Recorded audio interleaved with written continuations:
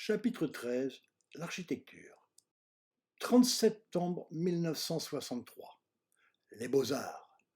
Quel nom magique à cette époque. Scandaleux pour certains. Le rêve pour d'autres. J'étais avec Alain Burel, mon compagnon du lycée technique, hésitant devant la porte de l'atelier avant d'y entrer pour la première fois. Nous avions le trac, la trouille et tout ce genre d'émotions, tant les histoires les plus folles couraient sur ces gaillards des Beaux-Arts. C'était encore un sacré truc, cette école avant 1968. Elle était organisée en ateliers, survivance moyenâgeuse des traditions de compagnonnage, sorte de confrérie démocratique de compagnons libres d'autrefois.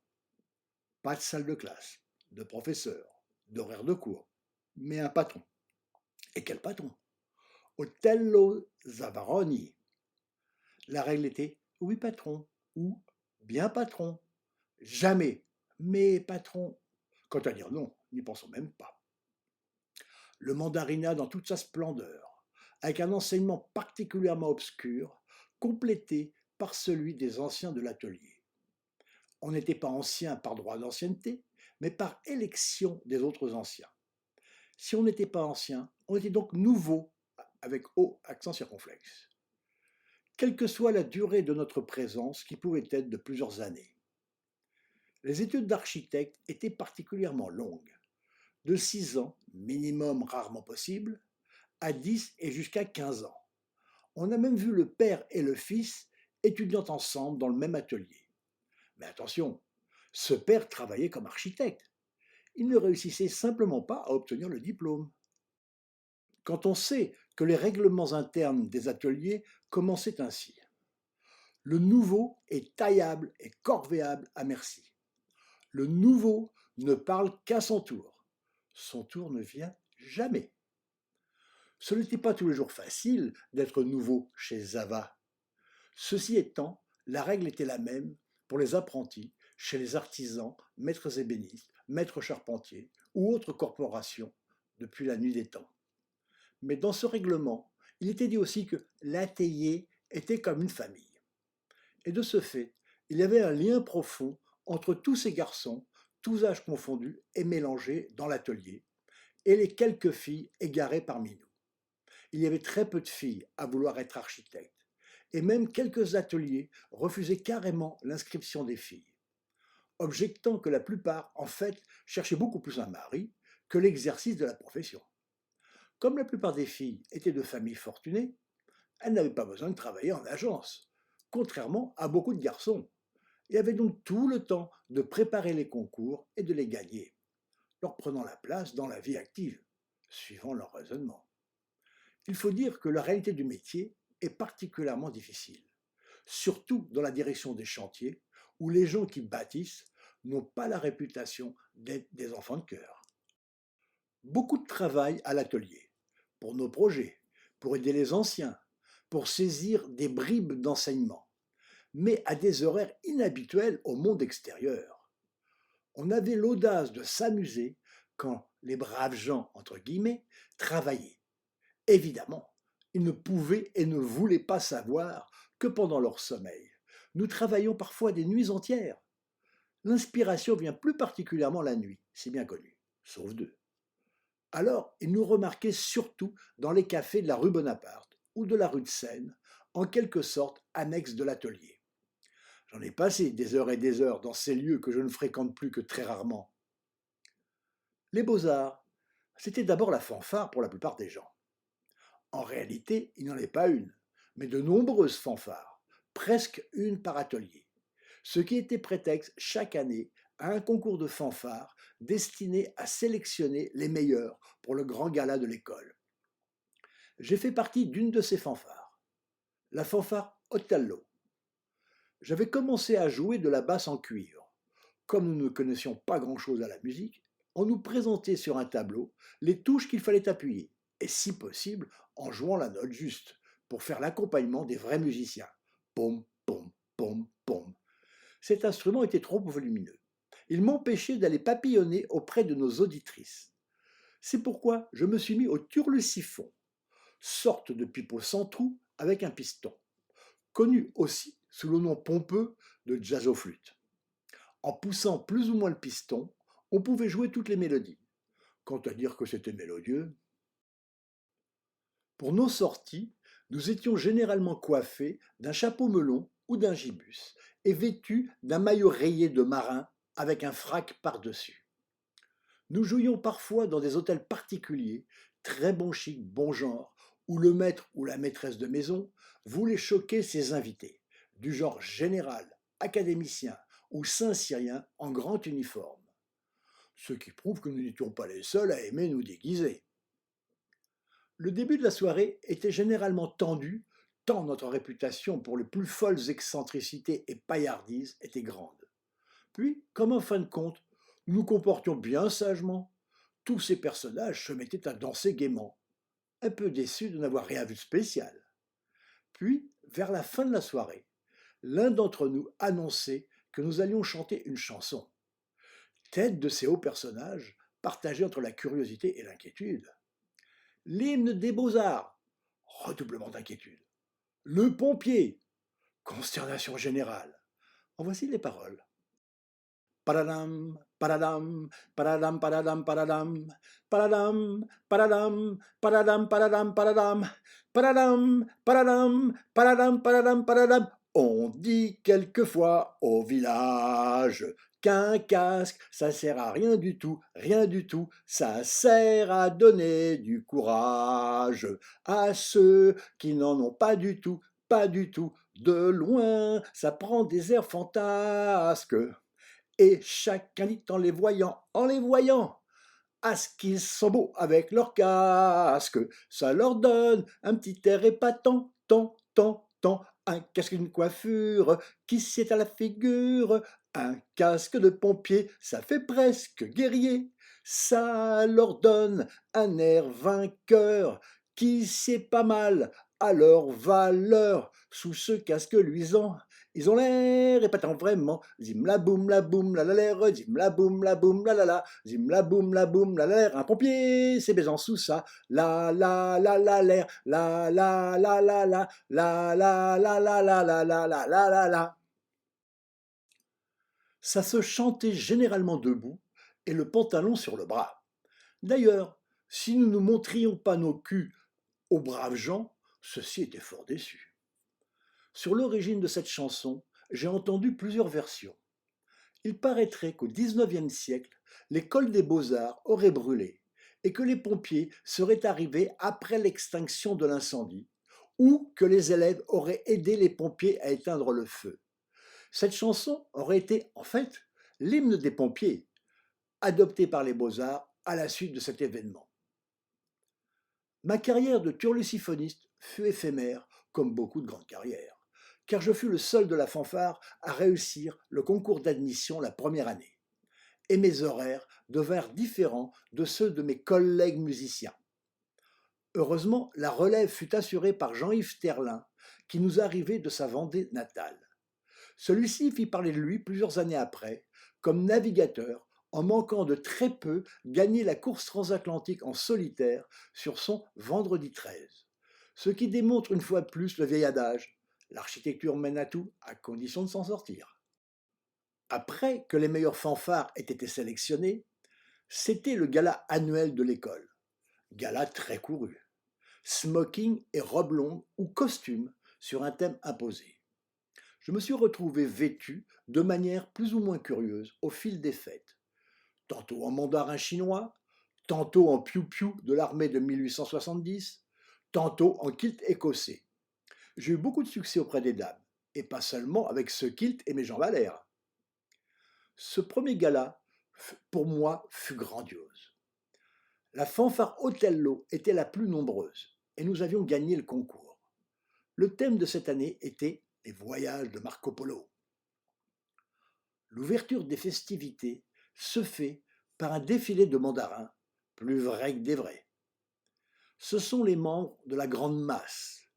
Derrière arrive le grand massier, Philippe Moll, incarnant le grand camp. Il chevauche au milieu de la foule un cheval magnifique. Tous se sont rasés le crâne pour l'occasion. Il monte sur l'estrade où était construite pour la soirée une gigantesque statue de Bouddha et lance impérialement le concours de dragons réalisé par les ateliers. Un premier dragon se présente avec toute une série de porteurs, le faisant onduler à la manière chinoise. Un deuxième, comparable, se présente. Il s'observe, se renifle et se lance dans un combat homérique destructeur. Quand ils se sont anéantis réciproquement, au milieu de la foule qui reflue constamment, bousculée par la bagarre entre les géants, arrive un troisième dragon qui s'était tenu bien caché. Il est majestueux, avec des yeux lumineux et crachant le feu par sa gueule. Faute de concurrent, il est proclamé gagnant. De toute façon, il était le plus beau.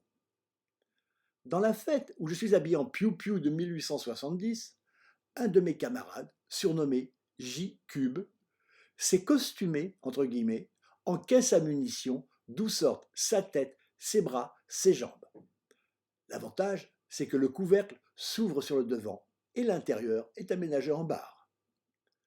Cette fois-là, il eut un concours d'atelier sur un thème que j'ai oublié, mais dont le regagnant avait une petite bête. Le même soir, il y eut un concours de chapeaux pour les demoiselles. La gagnante fut récompensée par une grosse bête. Faisant partie du comité organisateur des fêtes, bien sûr, j'étais chargé de la conduire au milieu de la foule avec mes gants blancs et de la faire monter sur l'estrade, ce qui ne fut pas facile. C'était une grosse vache affolée qui sema des bouses partout. Imaginez la tête de la fille qui avait gagné le prix.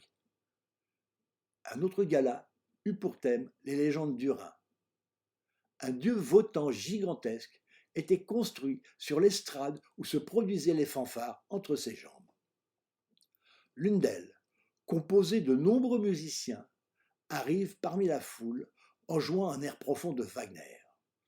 Ils sont vêtus d'une cape noire, avec une capuche qui cache leur tête. Ils s'installent sur la scène avec même des timbales symphoniques tout en jouant. À une montée triomphale de la musique, d'un mouvement d'épaule, ils rejettent tous leur cape avec sa capuche et apparaissent entièrement en or, la tête, les bras, les jambes recouverts de poudre d'or. Le buste est protégé par une armure romaine en or aussi. C'est magique, somptueux, grandiose. Le Valhalla. Mais ce n'est pas fini. Juste après la montée finale, ils se retournent tous ensemble. Ils ont le cul à l'air recouvert d'or aussi. Éclat de rire général. Les concours de fanfare, les galas, les pince-fesses, le rouge-vin, les rendus de projets, les diplômes, les descentes de loge du prix de Rome, les quatzars, tout était prétexte à la fête. Grandiose, excentrique, rabelaisienne, fellinienne, paillarde, tout ce que les soi-disant artistes conceptuels ou de ce genre d'élucubration prennent et veulent faire prendre au sérieux, n'avait pour nous, les futurs architectes, que la durée d'une nuit, sans aucune prétention artistique. Notre conception de l'art était bien plus élevée. Le rouge-vin était un prix d'architecture accordé par un monsieur qui portait ce nom au XIXe siècle. À l'occasion de la remise des prix de ce projet, une grande fête était organisée qui demandait une quinzaine de jours de préparation sur les quais de la Seine, devant l'école. Pendant ce temps, les ateliers construisaient chacun un char de carnaval sur une base de châssis automobile. L'imagination la plus débridée s'y donnait libre cours. Les chars étaient énormes, et encore, ils étaient fortement réduits. On m'a affirmé qu'autrefois, certains atteignaient et même dépassaient la hauteur des immeubles de la rue Bonaparte.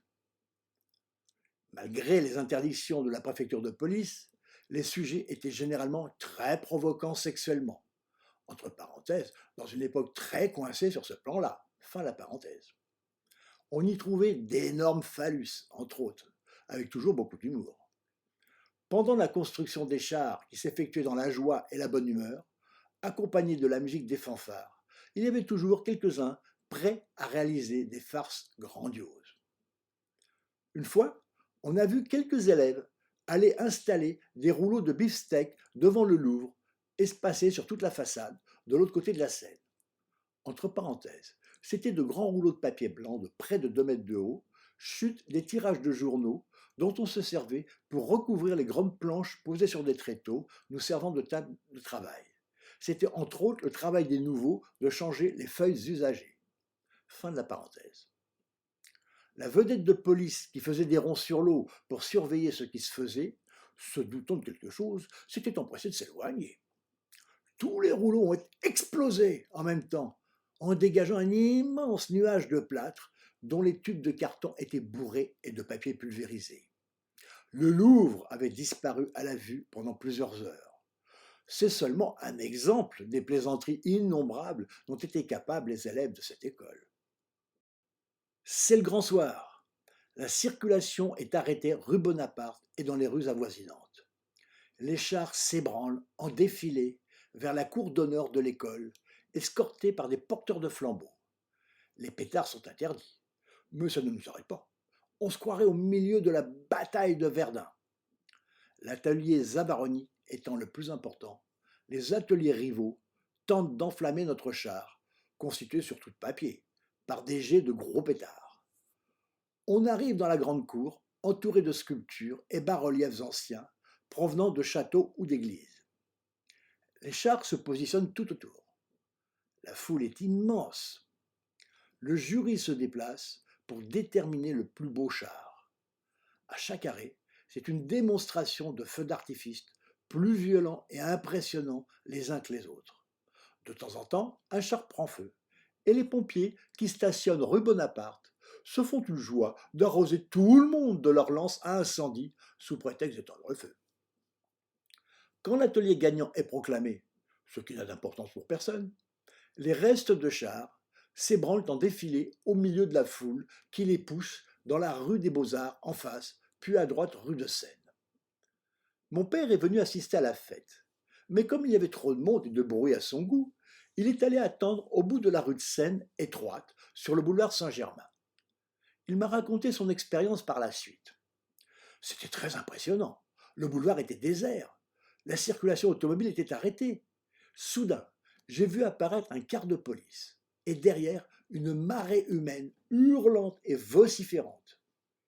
Arrivé sur le boulevard, en tournant à gauche, le car ne pouvait plus endiguer le flot humain et ce fut une cavalcade générale qui les déborda sur la chaussée et les trottoirs. Je cours, pousse le char parmi la multitude, ne pas tomber, où on est piétiné impitoyablement dans cette frénésie. Arrivé en bas du boulevard Saint-Michel, on prend à droite en cavalant de plus belle. Ça monte, et je suis la plus essoufflé. On bouscule les tables et les chaises des terrasses de café, qui n'ont pas pris la précaution de fermer leurs établissements. Des vitrines heurtées par un char en pleine vitesse explosent. En haut, en haletant, on prend à gauche rue Soufflot. On arrive enfin, écroulé de fatigue, sur le parvis devant le Panthéon. On regroupe tous les chars qu'on enflamme dans un grand feu de joie. On a encore la force de danser des sarabandes tout autour. Quand la fête est finie, on part se baigner à poil pour se rafraîchir dans les bassins des fontaines devant le jardin du Luxembourg. Dans l'organisation de ces fêtes gargantuesques, certains avaient atteint au sublime, tel Michel D., massier des fêtes pendant de nombreuses années, ce qui a probablement été la raison de ses 15 ans d'études avant d'être diplômé et aussi de son orientation naturelle vers la scénographie. Dans un autre gala, le thème du concours d'atelier était une machine extraordinaire. Je m'étais proposé pour la réaliser. Je n'ai conçu une très complexe, façon Jules Verne, avec des roues et des courroies partout et ne servant à rien. Au début, j'ai eu la collaboration d'autres élèves de l'atelier. Mais rapidement, je me suis retrouvé seul. Ma machine était si compliquée que le soir de la présentation, ça ne marchait pas fort, n'ayant pas réussi à la faire fonctionner complètement. Un autre atelier avait eu l'idée de réaliser une machine à boudin. Sur la plateforme d'un camion qui se déplaçait lentement, une bande de zigotos en habits de soirée et haute forme, maquillés façon Dracula, tout en faisant de grands gestes et poussant des cris, jetaient des restes de boucherie, des os, de la barbaque, des tripes tout dégoûtants, dans un grand chaudron crachant des feux de Bengale multicolores qui les éclairaient par en dessous, leur donnant une impression démoniaque. À l'arrière, il y avait une sorte de benne d'où étaient expulsés les boudins produits. Il s'agissait de ravissantes jeunes filles maquillées, jupes courtes et barésies. Quant au fameux bal des Quatzars, qui se déroulait vers la porte de Versailles, j'en ai entendu de telles horreurs, avec les beuveries, les orgies, la garde noire, que je n'ai jamais osé y aller. Un de mes camarades, faisant partie d'une autre fanfare, m'avait raconté que se rendant à pied de l'école à la porte de Versailles, ce qui fait une jolie trotte, tout en jouant de la musique, il s'arrêtait un moment à chaque café où il buvait un coup. Il n'avait jamais pu atteindre le bal, terminant ivre-mort bien avant dans le caniveau. Une fois même, son déguisement obligatoire pour pouvoir entrer dans la fête, étant parti en lambeaux, il s'était retrouvé au petit matin, complètement bourré, essayant péniblement de rentrer chez lui totalement nu, n'ayant que son instrument de musique pour couvrir ses parties honteuses.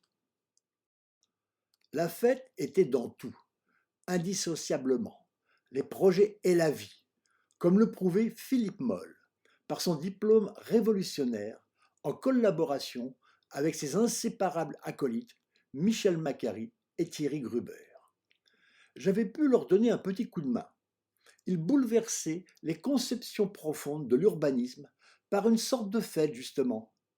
Moll, à la très forte personnalité, s'était rendu célèbre comme grand massier des beaux-arts plusieurs années de suite. Beaucoup plus tard, après avoir été maire de Champs-sur-Marne, au magnifique château, il abandonna l'architecture et s'exila en Polynésie pour s'occuper de plongées sous-marines au milieu des requins. Probablement moins dangereux que ceux qu'on côtoie dans le monde de la construction. Au Moyen Âge, dans les filets corporatistes, à l'occasion des grandes fêtes religieuses, le représentant élu des compagnons portait la masse, symbole de sa corporation, d'où son nom. La masse la plus connue est le sceptre du roi. Chaque ételier élisait son massier, et l'ensemble des massiers de l'école élisait le grand massier. Sa tâche consistait à représenter et défendre les élèves face à l'administration et les pouvoirs publics. Il était souvent submergé par les procès-verbaux pour tapage nocturne ou attentat à la pudeur. Nous étions donc très occupés entre les fêtes, les charrettes en agence, la vie de l'atelier et bien sûr aussi les études proprement parlées. L'expression être charrette vient des ateliers extérieurs à l'école. Il y en avait beaucoup plus que les murs ne pouvaient en contenir, et ils se répartissaient dans les rues avoisinantes. Quand on devait rendre un projet, c'était à une date fixe programmée longtemps avant et généralement à midi très précise comme extrême limite. Tous ceux qui arrivaient en retard étaient rejetés sans rémission et le travail de plusieurs semaines se trouvait anéanti.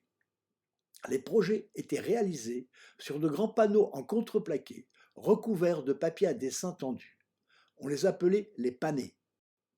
Peu de temps avant l'heure fatidique, énervement, cris, excitation, grande tension palpable dans l'atelier qui sentait le papier calque brûlé. Il avait servi à sécher plus vite l'encre ou les lavis sur le dessin. Puis les nouveaux se chargeaient des panés, qu'ils installaient dans une charrette à bras et partaient en courant dans les rues de Saint-Germain-des-Prés. Ils criaient « Charrette, charrette !» pour faire dégager le passage, puis traversaient la cour de l'école rue Bonaparte, manquant faire tomber les panés par les soubresauts des énormes pavés, prenaient un virage à la corde pour entrer dans un couloir magnifiquement décoré à l'antique, des murs au plafond, qui se transformait en colonnade ouverte sur la cour carrée du monument aux morts, avec sa fontaine au centre, l'eau cascadant d'une vasque circulaire à une autre. Là, sans prendre le temps d'admirer les magnifiques statues antiques sur piédestal entre les piliers de ce véritable cloître, il prenait un autre virage à la corde, très glissant sur le dallage, manquant renverser la charrette, puis à travers un dédale de couloirs nus et d'escaliers, finissait par arriver à la salle de remise des projets. Guerre aux retardataires, car même si c'était la faute de l'ancien qui avait remis son projet trop tard, C'était toujours les nouveaux qui écopaient. Toute une gamme de sanctions s'abattait sur eux, dont la moindre était un coup de tondeuse. Entre parenthèses, instrument de punition clé de tous les ateliers, fin de parenthèse, dans les cheveux, et pouvait aller jusqu'au passage à la broche. Le sujet puni devait s'agripper à une échelle placée horizontalement dans la tenue favorite de cette école, c'est-à-dire à poil. Et là, après avoir été aspergé de multiples projections aux diverses couleurs, on lui passait une torche en calque sous les fesses afin de lui griller les poils du cul et bien sécher les compositions picturales qu'il devait conserver plusieurs jours sur lui. Généralement, il ne pouvait plus s'asseoir pendant un bon moment après. En classe d'admission, l'admis, où on pouvait rester 1 an au minimum jusqu'à 6 ans au maximum, on étudiait l'architecture des anciens, l'antiquité grecque avec les ordres de colonnes et chapiteaux doriques, ioniques et corinthiens utilisés jusqu'au début du XXe siècle. Le patron nous disait qu'un homme véritable doit être capable de pleurer d'émotion devant la splendeur des proportions, la habileté de la construction, l'architecture du Parthénon. Ce qui était très novateur à une époque où on disait qu'un homme ne devait pas pleurer. On survolait Rome, l'architecture romane et gothique, pour se consacrer davantage à la Renaissance avec Florence en Italie, que j'ai fini par connaître assez bien, du moins ses monuments et bâtiments principaux, sans y avoir été. Puis c'était la période classique, Louis XIV et la suite avec l'incontournable Nicolas Ledoux. On allait jusqu'au tout début du XXe siècle avec l'architecture dite haussmannienne, bien que construite 40 ans après, vers 1900, summum de l'architecture civile et bourgeoise en pierre. Cette étude ne nous préparait pas à entrer directement dans la construction moderne, mais nous faisait comprendre les rythmes architectoniques, sentir ce que sont les proportions, les harmonies, la beauté durable. Ce genre de vie difficilement compréhensible pour les gens extérieurs à la profession d'architecte rendait les rapports avec mon père de plus en plus tendus pendant toute ma première année d'admission. Après le lycée, d'où j'avais entraîné non seulement Alain Burel, mais aussi Jean-Paul Castanet, encore lui, et Bernard Bourgade, avec des horaires précis, des carnets de notes, une organisation apparente, scolaire. C'était le flou le plus complet. Mon père ne savait qu'une chose. L'école ouvrait à 8 heures du matin et fermait à 11 heures du soir. Heureusement que je n'étais pas dans un atelier extérieur, c'était ouvert 24 heures sur 24. Tant que je restais dans le cadre de cet horaire, il ne trouvait rien à redire. C'est pourquoi, la fois où je suis rentré à 3 heures du matin, il en a profité pour laisser déborder son inquiétude à travers de violents reproches. J'ai eu beau lui assurer que je n'avais fait que travailler pour l'atelier, il n'avait pas l'air très convaincu. Il faut avouer que si j'avais effectivement travaillé pour l'atelier, ce n'était pas dans les locaux de l'école. Je revenais d'une boîte à striptease. J'avais passé toute la semaine avec mon vieux copain Alain Burel, entre parenthèses, avec qui je séchais les cours au lycée, fin de parenthèse, à faire la tournée des boîtes de nuit. Nous étions chargés de trouver et d'embaucher une stripteaseuse acceptant de participer à la fête que les nouveaux devaient donner aux anciens à l'atelier. Allez expliquer ça à votre père. Les débuts à l'atelier n'ont pas été faciles face aux anciens. Le matin, en entrant dans l'atelier, si un ancien s'y trouvait, il fallait dire « Salut au noble ancien !»« Je n'ai rien entendu, ressors !» On ressortait et re-rentrait en saluant plus fort « Salut au noble ancien !» Encore plus fort « Salut au noble ancien !» en braillant. Suivant son humeur ou son sadisme, il pouvait ajouter « Encore une fois, avec le pantalon sur le bras. » Et encore une fois, et le slip sur la tête. S'il n'avait rien de spécial à faire, ça pouvait durer un bon moment. Heureusement, tous les jours ne se ressemblaient pas. Au bout d'un certain temps, les brimades se calmaient. Et pas question de changer d'atelier. Ça pouvait être pire. Par contre, les filles n'étaient pas importunées. Après le premier rendu de projet d'anciens, auquel nous avions obligatoirement apporté notre aide riche d'enseignements, ceux-ci, pour se détendre et s'amuser, nous disent pensant nous apprendre l'humilité, tous les nouveaux à poil. Or, cette promotion était constituée d'élèves plus âgés que d'habitude, moins effarouchés. Dans le local de la masse où nous déshabillions, un grand gaillard, Michel Dacier, rugbyman dans l'équipe de Biarritz, habitué à se promener nu dans un vestiaire comme moi, nous propose, avec son accent du sud-ouest, d'épater les anciens. Au lieu de sortir comme un troupeau effarouché, on s'aligne l'un derrière l'autre. On se penche en avant. Le premier passe le bras gauche entre ses jambes et prend la main droite du suivant, et ainsi de suite jusqu'au dernier. On sort de la masse, entrant dans l'atelier, marchant au pas ainsi penchés et accrochés nus les uns aux autres, tout en scandant en chœur. J'ai, j'ai, j'ai quelque chose de pointu dans le cul qui m'empêche de marcher. J'ai, j'ai, j'ai quelque chose de pointu dans le cul qui m'empêche de marcher. Et on répète, grand éclat de rire. Les anciens sont stupéfaits. Ils n'ont jamais vu ça.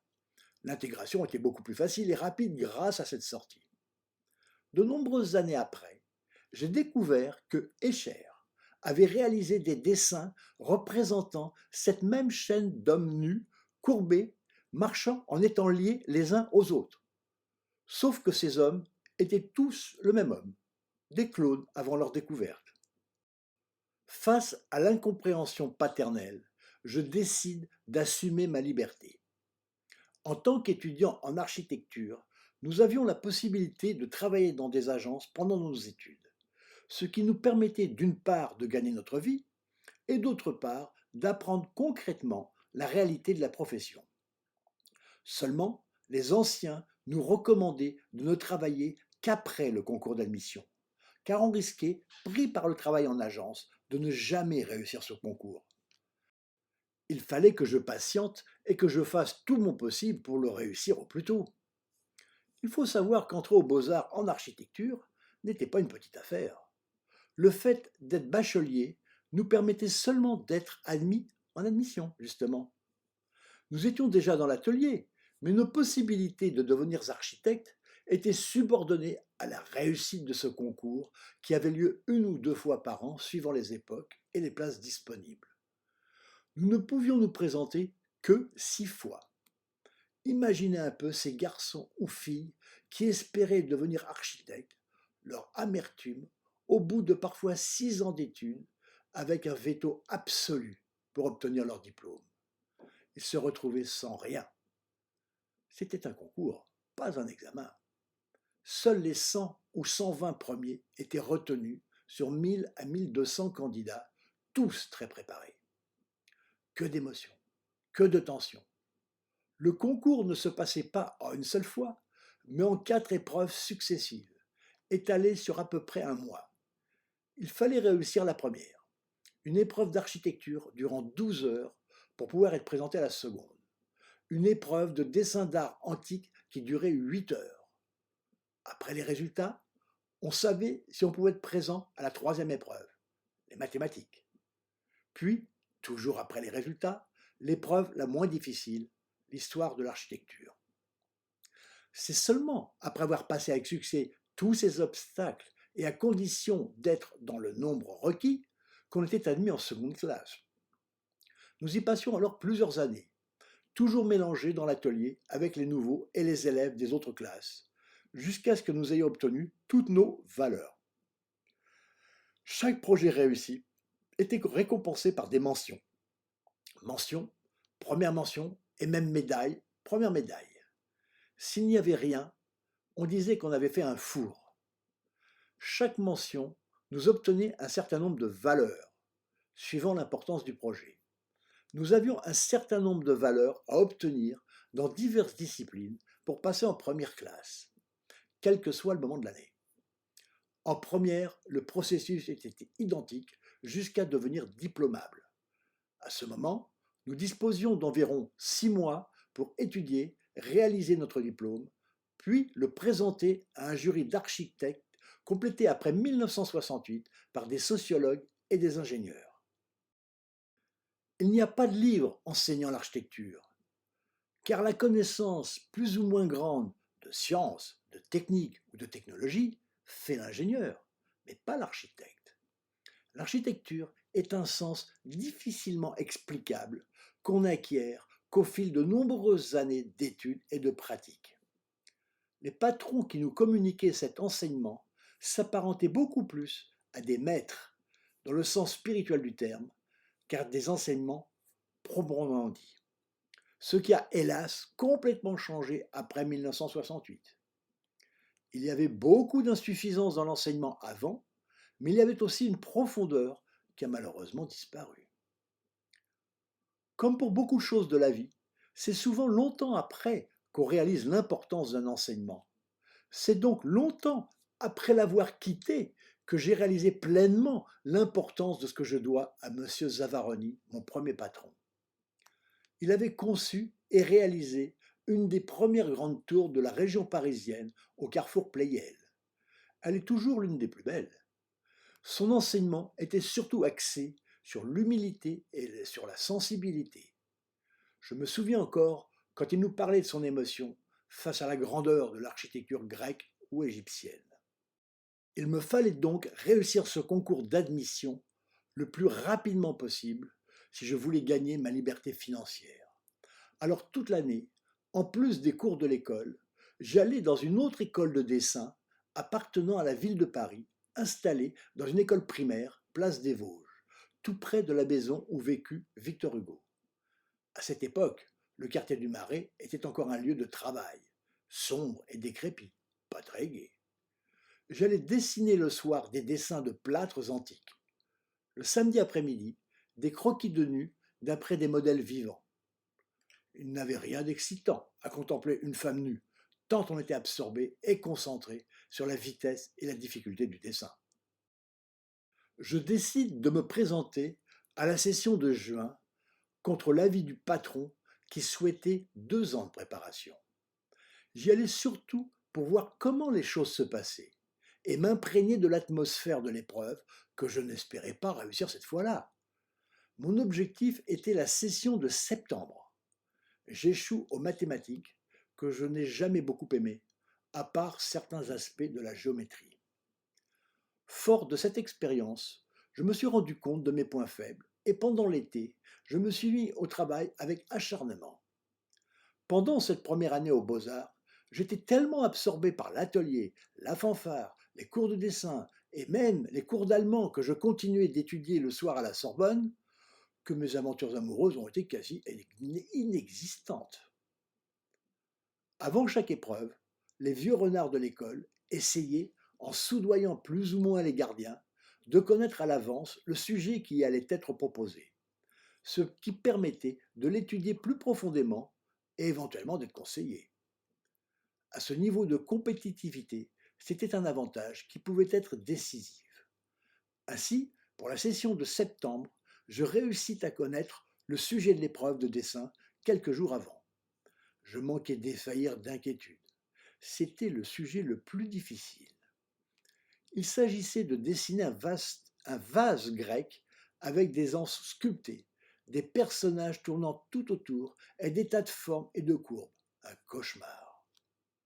Heureusement, le professeur de dessin de l'école Place des Vosges, un vieux monsieur rompu à toutes les ficelles du métier, connaissait par cœur la manière de dessiner ce grand classique des plâtres antiques.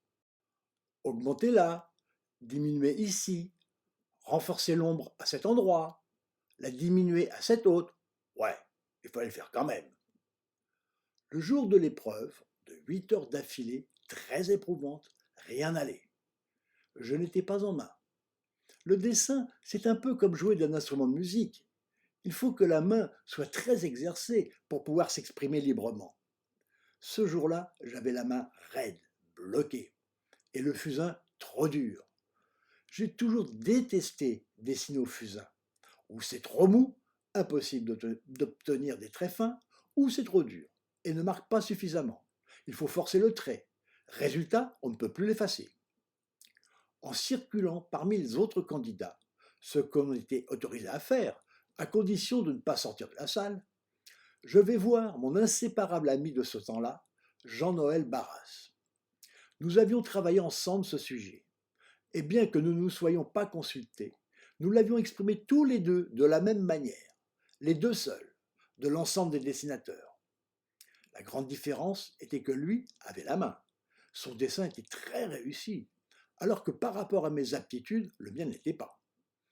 Résultat de l'épreuve, Jean-Noël obtint 19 sur 20, note historique et rarissime dans cette école où les critères de jugement étaient parmi les plus élevés qui soient et où le simple fait d'obtenir la moyenne était déjà un exploit. On lui reconnaissait presque la perfection. Pour ma part, j'obtins 14 sur 20, ce qui était déjà excellent, et me plaçais parmi les tout premiers. Qu'aurait-ce été si j'avais été en main ce jour-là? Ceci prouve bien l'importance de la technique et de la maîtrise de son travail dans l'expression artistique. C'est souvent ce qui pallie à une mauvaise forme passagère. Les mathématiques, après tous mes efforts, se passent très bien cette fois, et l'histoire de l'architecture ne me pose aucun problème. Résultat, je suis reçu. Par contre, Jean-Noël échoue aux mathématiques. Je suis le seul de l'atelier à avoir réussi dès la première année et décide de ne pas m'endormir sur les lauriers. Arrive le premier travail de seconde classe.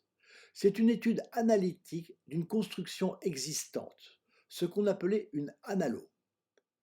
Jusqu'à ce moment, toutes les études se rapportaient à des constructions du passé lointain. Et voilà que cette fois, les temps ont changé.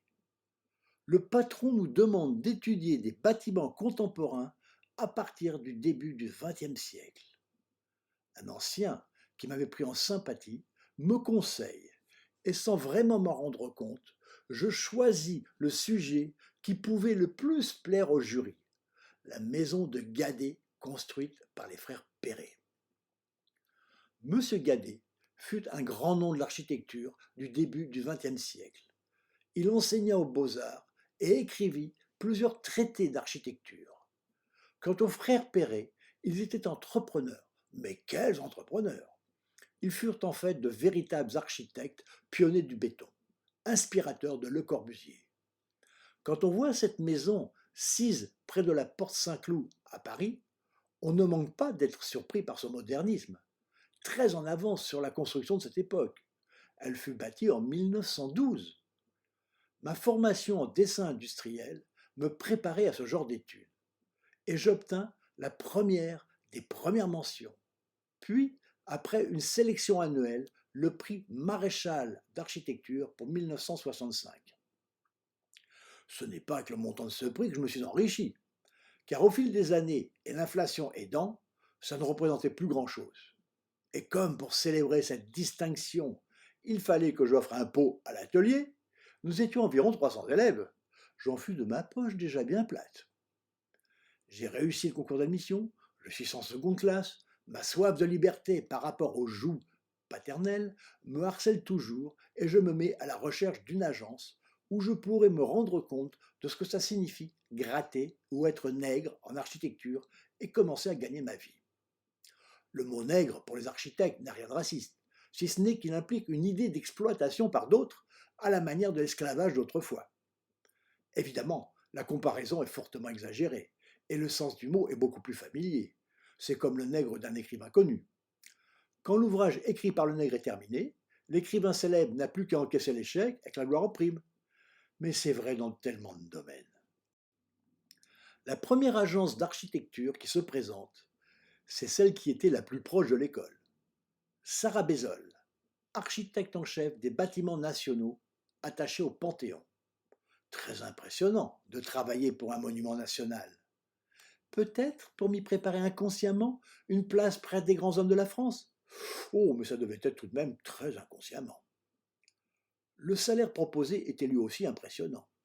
3,50 francs de l'heure. Je sais, c'était fin 1964, mais quand même, c'était très bas. Le chef d'agence était une sorte d'imbécile infatué qui n'appelait le patron que maître. C'est d'ailleurs le seul endroit que j'ai connu où on appelait encore un architecte de ce terme désuet. Alors que j'avais fait du dessin industriel pendant 5 ans, avant de faire du dessin d'architecture, il venait me gonfler la tête en m'apprenant à dessiner des hachures régulières que je savais faire mieux que lui. Je n'ai pas fait long feu dans cet endroit. Dès que j'ai compris de quoi il retournait, j'ai cherché et trouvé un autre travail payé le double. Tout content, j'en informe mon père et lui annonce que ce n'était plus la peine de financer mes études, que j'allais m'en charger et qu'en contrepartie, je lui demande de me laisser vivre ma vie à ma guise, d'autant que j'étais majeur. Quelques jours après cette annonce fanfaronnante, j'apprends que ce ne serait qu'une charrette d'un mois. J'ai dû recommencer à chercher du travail selon un cycle continu de travail d'une durée limitée, les charrettes, alternant avec le chômage non rétribué, propre à la profession d'architecte. Chercher ne veut pas dire trouver. Il fallait aussi que je consacre du temps à mes études. Je me suis retrouvé dans une situation financière difficile, mais il n'était pas question de demander de l'aide à papa. Par fierté, j'ai préféré me contenter d'un quignon de pain pendant quelques jours. Je n'en suis pas mort. La preuve, c'est ligne. Enfin, j'ai trouvé une place qui devait être fixe. Une place prestigieuse, chez Henri Bernard, le grand architecte qui venait de construire, entre autres, la maison de la radio. Je lui avais été présenté par une amie d'adolescence, Maude, une grande blonde très belle, qui était à ce moment danseuse au Lido de Paris. Son père était gendarme. Elle habitait dans un ensemble en briques rouges réservé à ses militaires sur l'avenue de la Défense à Courbevoie. Je l'avais connue alors qu'elle travaillait comme ouvrière près de mon lycée technique. Plus tard, elle partit s'installer à Las Vegas, toujours comme danseuse, et je n'ai plus de nouvelles. Nous avions des relations d'une telle complicité fraternelle que nous passions souvent pour le frère et la sœur. C'est d'ailleurs comme étant son frère qu'elle m'avait fait connaître cet architecte, avec qui je suppose elle devait avoir des relations moins fraternelles. Dans son agence, ses collaborateurs, qui l'appréciaient beaucoup, disaient de lui: Bernard, il est comme les poireaux, la tête blanche mais la queue verte. J'étais enthousiasmé par ces conditions idylliques de travail avenue de l'Opéra, à 10 minutes à pied de l'école en traversant le Louvre et la Seine. Je travaillais sur la maquette de la célèbre préfecture de Pontoise en forme de pyramide, entre parenthèses déjà elle, inversée, qui devait être présentée au président de la République, alors Charles de Gaulle. Quand je reçus une mauvaise nouvelle. Les affaires ne se dévelant pas comme M. Bernard le souhaitait, il ne pouvait plus me garder. J'étais bien embêté, mais mon orgueil fut le plus fort, et je ne parlais pas à mon père de ces nouvelles difficultés. Seulement, il me fallait trouver une solution. Je passai les 6 mois suivants à essayer plein de petits métiers, des jobs sans intérêt et ne rapportant pas grand-chose, tant le marasme était grand en archi. Je ne me suis pas enrichi matériellement par ces jobs, mais quelle expérience de la vie! J'ai même essayé, sans succès, d'être mannequin photo.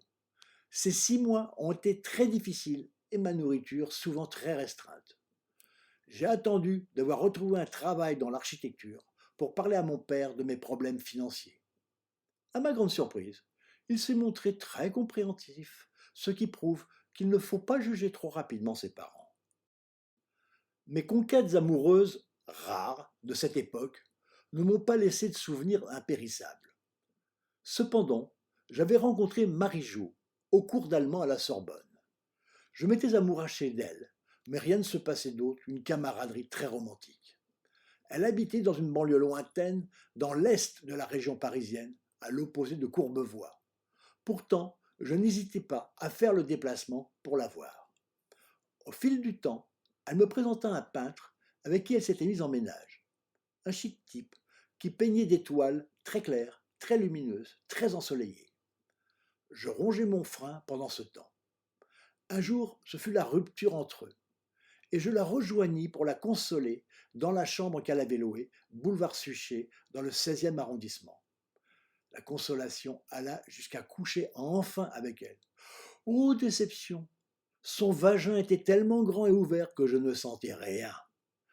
Toute mon attraction pour elle depuis des années disparut d'un seul coup. Je ne la revis plus.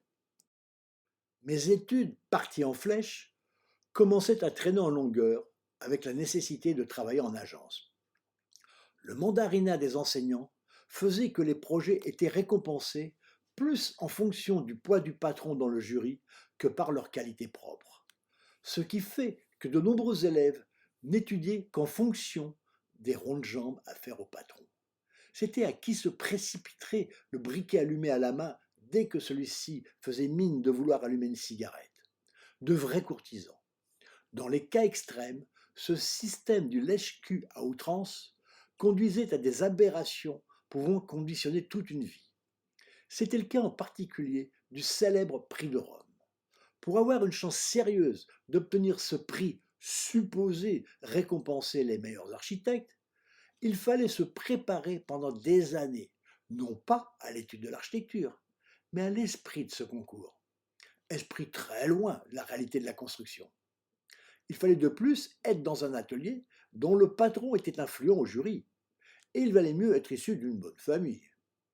Ceci étant, ce concours était certainement un des plus difficiles à gagner, tant était grande la soif de position sociale élevée chez beaucoup.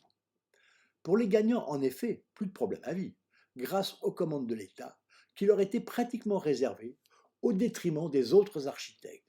Et vrai, bien sûr, il y avait des concours pour ces commandes.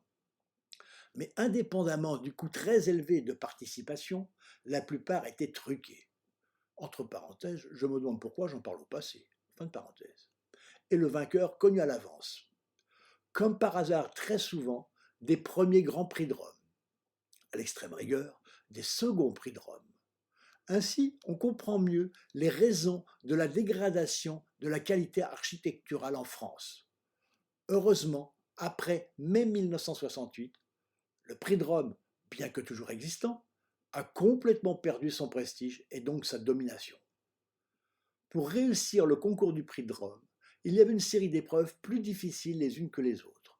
L'avant-dernière, destinée à sélectionner les 12 logistes ultimes, durait 24 heures d'affilée, pendant lesquelles les candidats étaient enfermés dans une pièce appelée loge, ne pouvant sortir qu'accompagnés d'un gardien, juste pour des besoins impératifs.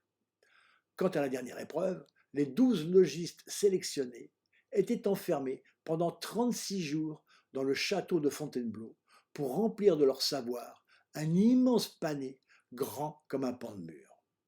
C'était très beau et très impressionnant pour le jeune élève que j'étais, ces immenses dessins peu compréhensibles à ceux qui n'étaient pas préparés spécialement pour ce prix. Mais à ce moment, ce qui m'intéressait le plus, c'était les descentes de loge à la fin de l'épreuve. Nous allions envahir Fontainebleau pour fêter les logistes. Nous, c'est-à-dire principalement les fanfares et les nouveaux.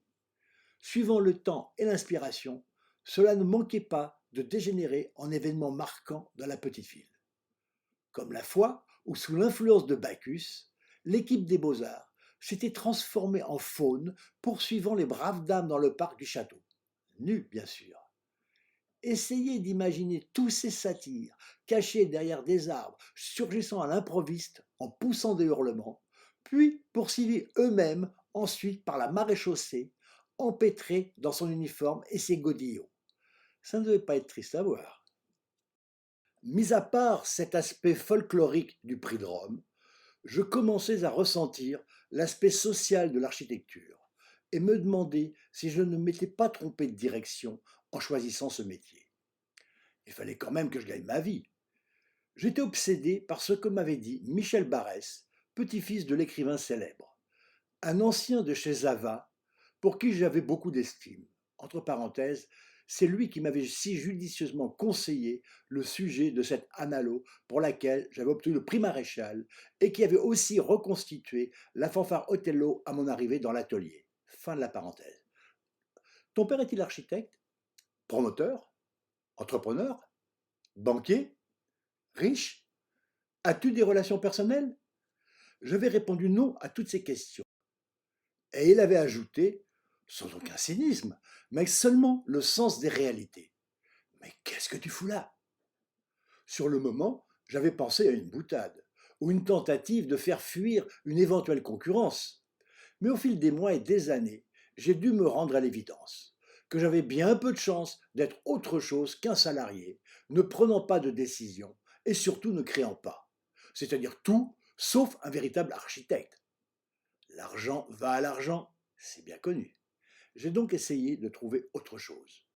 Je n'avais aucune envie d'aller travailler avec mon père, ce qui aurait été reconnaître une sorte d'échec, et notre entente devenait de plus en plus difficile. Alors, j'ai tenté 36 métiers, qui ne m'ont pas marqué particulièrement, mis à part l'expérience du vécu, mais qui me faisaient délaisser les études. C'est de n'avoir pas trouvé de voie évidente et grâce au bouleversement de mai 1968 que j'ai quand même décidé de continuer jusqu'au diplôme.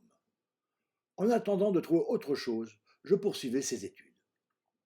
Quand on nous remettait le programme d'un projet auquel nous étions inscrits en fonction des valeurs qui nous manquaient, il y avait une chose qui nous importait le plus. C'était la date du rendu, souvent plusieurs mois après.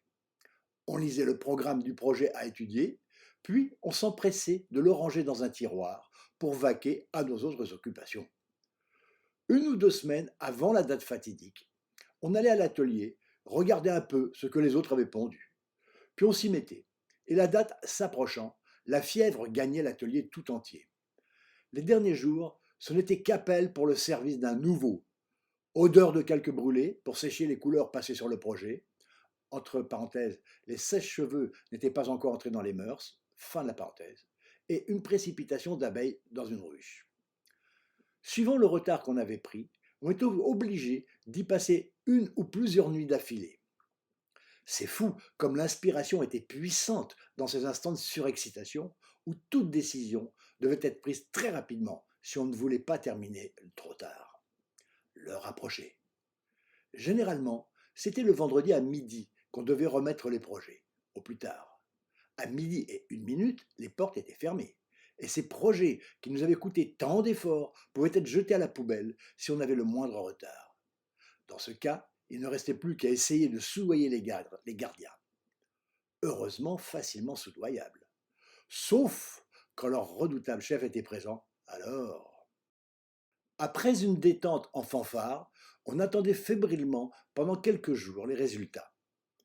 Quand les portes de la Melpo, entre parenthèses du nom de Melpomène, une des muses de l'Antiquité grecque, la musique, dont une immense statue ornait la grande salle des expositions ou des galas, fin de la parenthèse, s'ouvrait, on se précipitait pour voir s'il y avait une mention sur notre projet. Déception, il n'y avait rien. C'était le four. Joie, il y avait une mention, ou même une première mention. On avait réussi. Un de ces petits boulots m'a beaucoup plu. Je n'avais pas pris de vacances depuis longtemps, mais je n'avais pas les moyens de m'en offrir. Alors, me rappelant ce que me racontait mon professeur d'allemand du lycée Vauban, qui passait l'été comme accompagnateur de touristes, je suis allé proposer mes services à une entreprise de tourisme qui s'appelait Voir et Connaître. On m'a proposé d'être accompagnateur en Espagne à Cadaqués. Je ne parle pas espagnol. Pas d'importance. Le correspondant local parlait français. Un type très chaleureux et sympathique, champion d'Espagne de plongée sous-marine en apnée. Il allait pêcher des amphores par 30 mètres de fond. Mon travail serait facile. Réceptionner les touristes à leur arrivée, les dispatcher dans 3 hôtels, veiller à ce que tout se passe bien, sinon aviser la direction à Paris. Mon transport et mon séjour complet m'étaient offerts, mais je ne serais pas payé. Je pars pour un mois en ce début juillet 1965.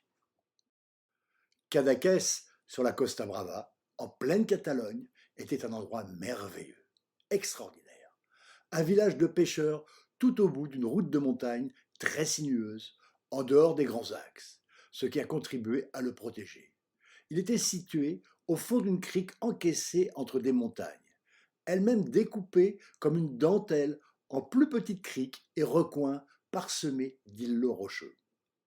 Quand on voulait se baigner dans une eau très limpide, on trouvait toujours un endroit tranquille et désert.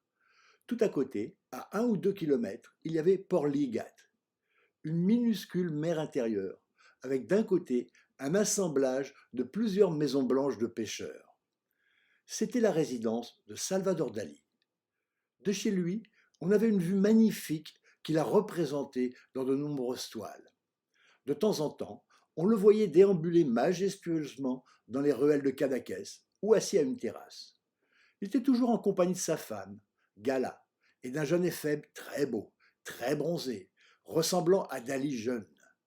Tout le monde savait qu'il était l'amant de Gala. Dali ne se cachait pas d'être devenu impuissant et voyeur. Pour rajouter à l'ambiance agréable et chaleureuse de l'endroit, il y avait une équipe de cinéastes et d'acteurs qui tournaient un film, Les Pianos Mécaniques, avec Hardy Kruger et Mélina Mercouri. J'ai eu l'occasion d'y faire un peu de figuration. Dans un bal au bord de l'eau et sous les lampions, je devais danser amoureusement avec une splendide femme plus âgée que moi. Tendrement enlacée, je sentais le désir monter. Coupé, c'était fini.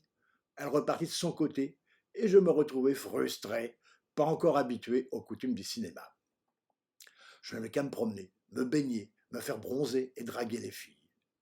Un soir tard, j'erre par les ruelles du village. Je vois une jeune Anglaise de l'équipe de tournage, assise par terre, en sanglots. Je m'approche et malgré mon peu de connaissance de l'anglais à cette époque, je comprends que son petit ami l'avait quittée. Elle est mignonne, mais pas tout à fait dans mes goûts. Cependant, c'est la nuit, et mon esprit chevaleresque m'interdit de la laisser dans cet état. Je lui propose de prendre un bain de minuit. Elle me regarde, me sourit, cesse de pleurer, se lève et prend ma main. On traverse un petit bras de mer, ayant retiré tous nos vêtements pour rejoindre un petit îlot désert. On marche un moment, main dans la main, nus. On aperçoit un muret en pierre plate qui s'offre comme une couche. Elle s'allonge sur cet autel, et on fait l'amour sous l'éclairage de la lune, comme une offrande à Vénus ou à Astarté. Avec une petite pointe d'excitation et de crainte, car dans l'Espagne franquiste, ce genre d'action est sévèrement réprimé. Le groupe de touristes, renouvelé chaque semaine, était constitué de gens de diverses sortes, mais avec pas mal de jeunes sympathiques, et surtout de filles, plus ou moins à la recherche d'aventures de vacances. J'avais une position privilégiée, qui faisait râler les garçons. En tant qu'accompagnateur, allant accueillir à la gare les nouvelles recrues et pendant le voyage en car chaque semaine, j'étais bien placé pour faire un choix parmi les plus jolies. Quand je les accompagnais à une des nombreuses petites plages tranquilles, on voyait surgir des pédalos surchargés de jeunes Espagnols qui venaient s'abattre sur les nouvelles proies comme des mouches sur la viande fraîche. Après la plage, on allait prendre un apéritif dans un café en planche de bois, sur pilotis, au-dessus de la mer, au milieu du village. C'est là que j'ai rencontré Alberto Oliveras, un reporter de la radio espagnole qui voyageait constamment entre Madrid et Paris, où il était le correspondant local. Ce fut le début d'une longue amitié. Il était accompagné de Paco Ibáñez, sympathique mais très taciturne, et renfermé qui ne s'exprimait vraiment que dans ses chansons anarchistes catalanes. Allongés sous les vélums qui nous protégeaient des ardeurs du soleil, rafraîchis par une légère brise et bercés par les vaguelettes, j'appris à déguster l'absinthe qu'il fallait faire couler goutte à goutte sur un sucre quand on est posé sur une petite cuillère. Mais après une ou deux absinthes, quand je suis sorti en plein soleil, je me suis d'un seul coup trouvé KO et j'ai compris une des raisons de son interdiction en France. Pour gagner un peu d'argent et varier le quotidien, j'entrepris d'organiser, en collaboration avec le correspondant local, une expédition touristique de découverte de Barcelone. Je m'étais un peu documenté, et pendant le voyage en car, j'ai réussi à faire des commentaires intéressants à mes touristes, alors que je découvrais le paysage en même temps qu'eux. Mes études d'architecture me permettaient de parler des constructions rencontrées. Barcelone m'a beaucoup plu, et j'ai été très intéressé par les constructions de Gaudi, dont l'expression poétique et artistique allait dans le sens de mes aspirations. J'ai surtout été très impressionné par la Sagrada Familia. Parmi mes amourettes de Cadaqués, une seule, très amoureuse, a manifesté l'envie de me revoir à Paris. Elle était grande, brune, la plus belle de toutes. Elle était coiffeuse à Arras et n'hésita pas à venir me retrouver quelques semaines après. Ça aurait pu être une belle histoire d'amour, elle me plaisait bien, malgré la distance entre Arras et Paris. Mais elle ne parlait pratiquement pas. Il fallait lui arracher chaque mot. C'était un avantage sur une courte durée, mais à la longue trop pesant et l'histoire s'est arrêtée. Le mois terminé, de retour à Paris, je me sentais maussade. J'étais vraiment tombé amoureux de Cadaqués. Je retourne à voir et connaître pour tenter d'y retourner. Mais la place était prise. La jeune femme qui s'occupait des voyages m'avait pris en sympathie et me proposait un autre séjour un peu plus au sud, à Blanes. Cette fois, je devais accompagner pendant un mois un groupe d'une dizaine de jeunes garçons et filles de 18 à 22 ans. Chouette, une bande de copains. Blanes est une ville charmante, disposée en arc de cercle, au bord d'une immense plage. Rien à voir avec Cadaqués. Au milieu de cet arc, il y a un îlot relié à la terre par une bande de sable qui fait comme une flèche. Arrivé à l'hôtel, le directeur, qui parlait français, nous informa qu'il y avait un changement. On devait aller un peu plus au sud, près de la plage, dans un autre hôtel. Seulement le directeur de ce nouvel établissement, tout aussi convenable pour notre bande de jeunes, ne parlait pas un mot de français. Heureusement, dans notre groupe, un garçon du même âge que moi se débrouillait en espagnol et il nous servit d'interprète. Le directeur n'a jamais cru que c'était moi le responsable. Et comme on faisait pas mal de chahut et de bruit, c'était toujours lui qui se faisait en irlandais. Ça le faisait râler. Et il avait payé pour ses vacances, et pas moi. Et en plus, il se faisait engaler. Mais on rigolait tellement qu'il le prenait à la légère. Il avait une sœur plus jeune que je plaisantais à cause de ses petits seins pointus. Le premier soir, la bande décida d'aller prendre un bain de minuit. On avait remarqué que d'un côté de la flèche formée par l'îlot, ce n'était pas éclairé et qu'on ne serait pas vu par la police. On se baigna. L'eau était tiède, agréable, mais on avait comme une impression bizarre, peut-être la peur d'être découvert. On décida de rentrer. Le lendemain, en revenant en plein jour sur les lieux de notre baignade, on découvrit, écœuré, que c'était la sortie des égouts de la ville et que ce qu'on sentait nous frôler, ce n'était pas des algues ou des morceaux d'écorce, mais des merdes. Burk. J'avais un emploi du temps très chargé. Entre les baignades, le bronzage intensif, la drague et les boîtes de nuit où on allait tous les soirs. Un jour, en arpentant la plage, je vois un peu à l'écart un groupe de jeunes Espagnols submergeant une jeune femme. Je m'approche. Elle est très belle et blanche comme un lavabo, comme seule une Anglaise peut l'être. Elle venait tout juste d'arriver. Elle est ravie d'avoir enfin quelqu'un avec qui échanger au moins quelques mots, car ces jeunes Espagnols commençaient à l'importuner, ne parlant pas un mot d'anglais. Profitant de ma supériorité linguistique sur mes concurrents, et de beau mec que j'étais alors, je lui propose de venir se joindre à notre bande de Français. Elle accepte avec joie, et je l'arrache à la bande d'affamés dépités. À peine a-t-on rejoint les autres qu'on s'aperçoit qu'elle est tombée de Caraïbes en Scylla. Ils ne connaissent pas un mot d'anglais et se moquent de sa blancheur, tellement ils sont fiers de leur bronzage. Surtout les filles qui paraissent un peu jalouses. Ce n'est que rigolade désobligeante. Las de cette avalanche de colibés, je pars avec elle. Comme je ne parle pas suffisamment anglais pour entretenir une conversation, je l'emmène discourir dans la langue universelle. On se retrouve dans ma chambre à l'hôtel, et elle, un peu choquée, beaucoup amusée, me répète bad boy, en faisant l'amour. Entre le moment où je l'ai rencontrée et où on s'est trouvé au lit, il s'est passé moins d'une demi-heure. Record absolu, jamais égalisé, par moi évidemment. Le soir, j'étais tellement fatigué que j'ai préféré rester dormir au lieu d'aller dans la boîte habituelle. À son retour, la bande m'a réveillé en me disant que j'avais eu tort de ne pas y aller. Ma belle Anglaise y était, et dans cet éclairage où le bronzage ne comptait pas, on s'est aperçu, en la voyant habillée en robe de soirée, qu'elle était sublime. Encore une occasion de rater. À ces tâches, ça n'avait pas d'importance. D'autres sont restés dans mon souvenir de Blanes. Il y eut une charmante métisse hollandaise et asiatique, un peu lourde, mais tellement attachante, et une blonde niçoise qui me laissa un souvenir durable de vacances. À la rentrée, je dus aller au centre prophylactique de la rue d'Assas, dans le 6e arrondissement, me faire soigner pour une blénorragie. J'en aurai d'autres par la suite, souvent issus de milieux très bien et chics. Quelques semaines après, je reçus une lettre signée La demoiselle au petit sein pointu, me demandant si ça me plairait de faire leur connaissance. C'est ce que j'ai fait avec plaisir. Ce n'était pas encore la libération sexuelle de 1968, mais on était déjà pas mal libérés. Surtout, il n'y avait pas le sida. Reprise de l'école en octobre 1965. C'est de nouveau le cycle des projets courts, des projets longs, des esquisses, entrecoupés de longs intermèdes dans les bistrots du coin, les deux actes, entre parenthèses, pour Académie des Beaux-Arts et Académie de médecine voisine, fin de parenthèse. Le Bonaparte et la Palette, mes favoris, à la recherche de charrettes en agence et les rencontres féminines. Une de ces agences était située au-dessus du théâtre du Lucernaire à Montparnasse. Le patron se flattait d'avoir acheté un tire-bouchon comme premier matériel de son agence. C'était un spécialiste du Sauvignon. C'est vrai qu'on buvait beaucoup dans le bâtiment. À l'école, pour chaque fête, c'était par tonneaux entiers qu'on s'abreuvait. Et la fin de chaque charrette était généralement l'occasion d'une beuverie.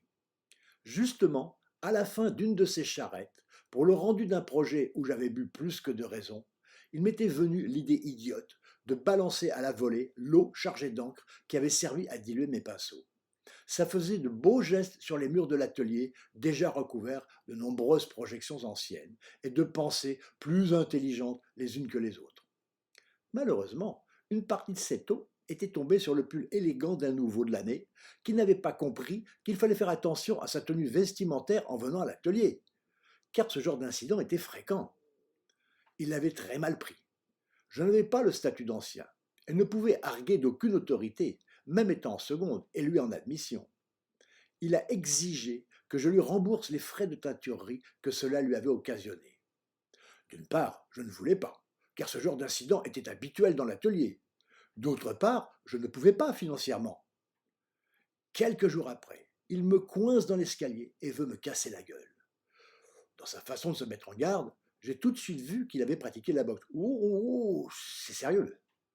Mais le rugby m'avait appris une chose. Les coups sur l'instant, on ne les sent pas. Habitué à la mêlée, dès qu'il commence à balancer des coups que j'arrive à esquiver, je lui fonce dedans sans faire attention aux horions qu'il me porte. Je l'agrippe à la gorge et lui place mon genou entre les jambes. Il me serait facile de l'achever. Il ne peut plus bouger tant je le tiens serré. Mais comme je déteste la violence, je lui parle, je lui explique la tradition, ma situation financière, j'essaye de le raisonner, de le calmer. Quand je crois qu'il a compris, je le relâche et me recule. Lui, immédiatement, me décoche un coup de poing en pleine figure. Je m'écroule sonné. Son comportement n'a pas été charitable, c'est le moins qu'on puisse dire. Mais je savais pertinemment au fond de moi que je l'avais mérité. Je n'avais qu'à pas jouer au con. Pendant plusieurs jours, je me suis promené avec des lunettes de soleil, bien que le temps ne s'y prête pas, pour cacher le gros cocard qu'il m'avait laissé. Je ne me suis jamais plus bagarré et j'ai tout fait pour l'éviter. Heureusement, il y avait l'amour pour me consoler. En fait, à travers toutes ces jolies minettes que je rencontrais, j'étais toujours à la recherche du grand amour. Mais il y avait à chaque fois quelque chose qui n'allait pas. Ou j'avais été aveuglé par une pulsion sexuelle qui me faisait la voir différemment et pas avec le même intérêt une fois que la chose était consommée. Comme cette fille que j'avais connue dans une soirée à Neuilly, elle portait une robe longue empire qui lui mettait les seins en valeur. Je ne voyais que. Quand j'ai fini par coucher avec elle, je me suis rendu compte qu'elle était complètement idiote. Mais ça ne marchait pas comme j'espérais. Souvent, c'était la frigidité. On ne dit pas assez que ce sont des petits détails inracontables qui éloignent les uns des autres. Une odeur corporelle qu'on ne supporte pas, ou un grain de peau désagréable, ou un système pileux trop développé, ou même une façon de faire l'amour qui n'est pas compatible. Une fois, j'ai connu une Hongroise, très belle. Je lui plaisais beaucoup, et c'était réciproque. Mais elle avait une conformation du bassin telle qu'en faisant l'amour, mon phallus ressortait inopinément, sans que je l'aie voulu, et me faisant mal. Notre aventure n'a pas duré à cause de cette difficulté. Souvent, je rencontrais des étrangères qui n'étaient que de passage. La relation ne pouvait donc pas durer. Ou alors, des femmes mariées voulant faire un extra. J'ai rencontré France, dont l'époux était diplomate en Algérie. Notre aventure a duré les 3 jours qui lui restaient de son séjour parisien. Elle les a bien remplis, me réanimant à chaque fois que je succombais. Une vraie dévoreuse. J'étais complètement vidé, épuisé à son départ. Une autre fois, j'étais sur le quai de la station de métro Sèvres-Babylone. J'allais à des cours. Je rencontre une fille. Je lui plais. Elle me plaît. Je fais demi-tour. On part ensemble chez moi, à Courbevoie, pour 3 jours aussi de fête et de folie sans lendemain. Elle était mariée avec l'armée. C'était une femme soldat en permission. Souvent, les relations ne sont pas pleinement réciproques. On est accroché et pas l'autre. J'étais amoureux de cette haute grande brune, Christine, mais je ne savais pas bien quelle réciprocité il y avait. J'ai dû insister pour qu'elle daigne me fixer un rendez-vous le samedi soir. Elle exagère quand même. Elle me donne rendez-vous à 11 heures du soir à une adresse située à côté du cimetière du Père-Lachaise, très loin de chez moi. J'y vais, un amoureux, pour constater que le numéro de la rue n'existe pas et qu'il n'y a personne dans les environs. Ah la salope! Je rentre chez moi, tard, furieux de m'être fait traiter de cette manière, sans que je lui ai rien fait de le méritant. Le lendemain, dimanche, en fin de matinée, je pars de Courbevoie, traverse le pont de Neuilly, prends le métro jusqu'à l'autre bout de la ligne, à Château de Vincennes. J'attends un bus très longtemps. Il traverse le bois et me dépose à Nogent où elle habite. Je sonne. Elle est là en robe de chambre, les cheveux ébouriffés. Elle est ahurie de me voir à sa porte, mais réagit immédiatement en invoquant une excuse bidon pour la veille au soir. Elle ne me fait pas entrer, bien que, ce que je savais, ses parents ne sont pas là. Je ne peux pas te recevoir, mes parents me l'ont interdit pour qui que ce soit. Bon, si les parents l'ont dit. Je me prépare, reviens me chercher dans 2 heures. Elle savait bien qu'il n'y avait rien à faire. Tout était fermé à Nogent, au début d'un dimanche après-midi. Tant pis, j'attends. Je peux être très patient. Je traîne dans les rues en m'ennuyant mortellement et ruminant tout ce que je lui dirai.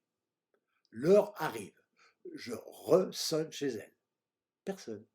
Ah la salope de salope!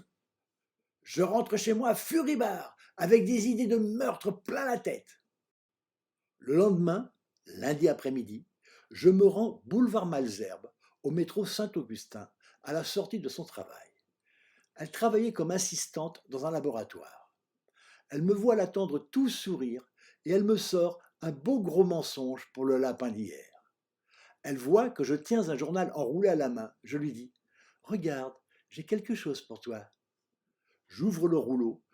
Il y a une magnifique rose rouge. Elle est ravie et doit se dire intérieurement « Quel imbécile ce type !»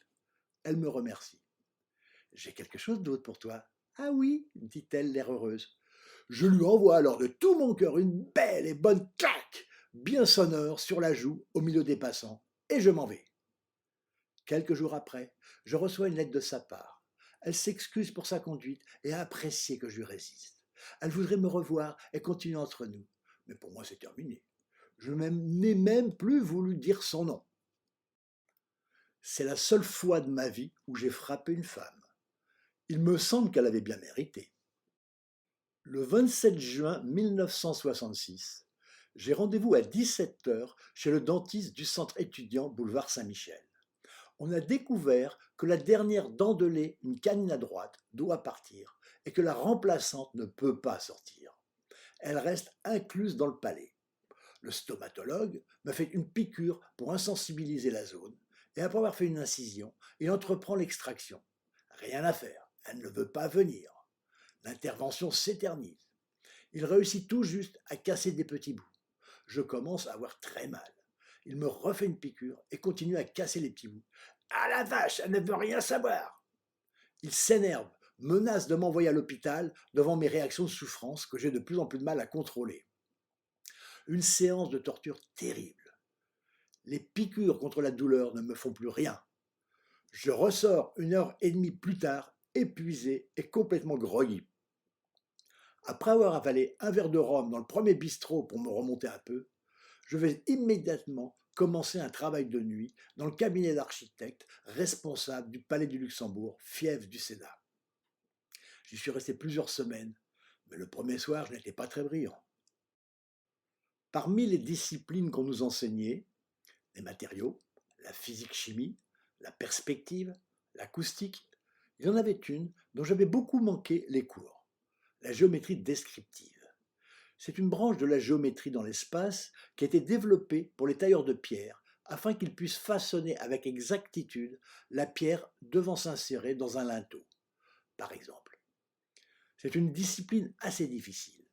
On vous dit, par exemple, dans un exercice, qu'un cône dont on connaît le diamètre de base et la hauteur, mais incliné d'un certain degré par rapport à l'horizontale, est traversé par un autre cône dont on précise les dimensions et la position dans l'espace.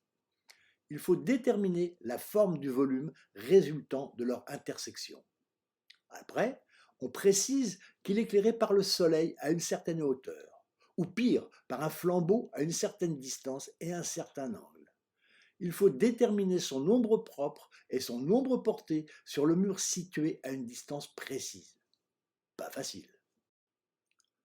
Je n'avais rendu qu'un seul exercice, et j'ai obtenu 0. Le prenant à la légère, je n'y avais pas prêté suffisamment attention, et je m'étais trompé de sujet. Le 29 juin arrive, la montée en loge pour l'examen qui doit durer 8 heures. Je m'attaque à l'étude et très vite, les autres étudiants viennent voir ce que j'avais pondu aussi rapidement.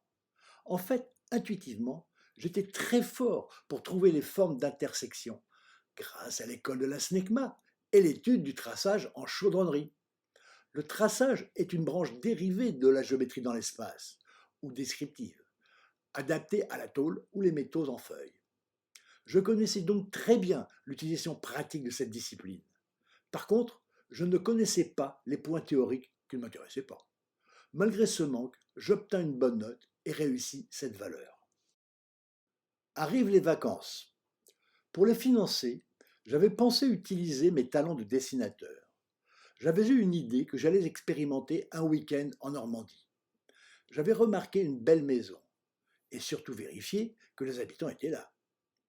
Je me suis installé devant et j'ai commencé à la dessiner au gros feutre, ce que je préférais. Un dessin puissant du premier jet et sans reprise possible. Au bout d'un moment, le propriétaire vient me voir. Je lui montre le dessin qui lui plaît, il me l'achète. Fort de cette expérience, je propose à Jean-Marie Galibourg, un collègue de l'atelier, très bon dessinateur lui-même, et un de ceux qui partageaient la maison de Courbevoie. Entre parenthèses, Jean-Paul Castanet, toujours lui, prendra aussi une chambre plus tard, fin de la parenthèse, de tenter l'aventure avec moi en Espagne, à Cadaqués. Il vit avec Françoise, tous les deux de bonne bourgeoisie normande. Elle vient d'acheter d'occasion une superbe voiture de sport décapotable, une Triumph jaune TR3.